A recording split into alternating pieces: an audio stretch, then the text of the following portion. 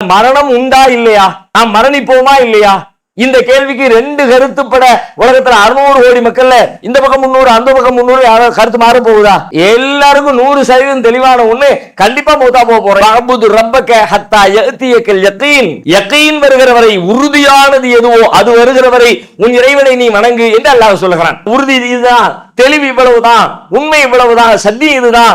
மரணத்துக்கு பிறகு நாம எங்க நிறுத்தப்படுறோம் எல்லாமே அவங்களுக்கு பிக்சர் கிளியர் ஆயிடுச்சு. இப்ப அவங்களுக்கு வாழ்க்கையை கொடுக்கப்பட்டால் அந்த உண்மை பிக்சர், உண்மை நிலை அவர்களே வழி நடத்தும். ஆனா அவர்களுக்கு அப்படி ஒரு வாய்ப்பு வழங்கப்படுமா? கண்டிப்பா வழங்கப்பட போறதே இல்லை. மரணித்து விட எந்த மனிதனுக்கும் மீண்டும் ஒரு வாய்ப்பை அல்லாஹ் கொடுக்கவே மாட்டான். கண்ணுக்கு முன்னாடி நமக்கு தெரியவும் செய்கிறது. மரணித்து விட யாரும் திரும்ப வரவே இல்லை. அப்ப எல்லாருக்கும் தெரியுது, நேத்து மௌத்தா போனவங்க திரும்ப வந்தா சூப்பரா இருப்பாங்க, நேர்மையா இருப்பாங்க, அதிலே இஸ்லாத்தை அறிந்து அதை கற்றறிந்து மறுமை குறித்த சிந்தனைகளை எல்லாம் உள்வாங்கி இருக்கிற ஒரு மனிதனாக இருந்தால் அவருடைய தொழுகை, அவருடைய நோன்பு, அவருடைய பேச்சு, அவருடைய வழிபாடு, அவருடைய கொடுக்கல் வாங்கல், அவருடைய நேர்மை எல்லாவற்றிலையும் அந்த மனுஷன் யார பத்தியும் கவலைப்பட மாட்டாரு. எப்பா மௌத்துக்கு பிறகு அல்லாஹ்விடத்துல பதில் சொல்லணுமே அப்படின்னு தன்னை அவர் செப்பனிட்டுக் கொள்வார் என்று நாம் எல்லோரும் எண்ணுகிறோம், உறுதியாக நம்புகிறோம். ஆனால் அவர்களுக்கு அந்த வாய்ப்பு உண்டா? வாய்ப்பு இல்லவே இல்லை. மீண்டும் அந்த வாய்ப்பு கொடுக்கப்பட போவதே இல்லை.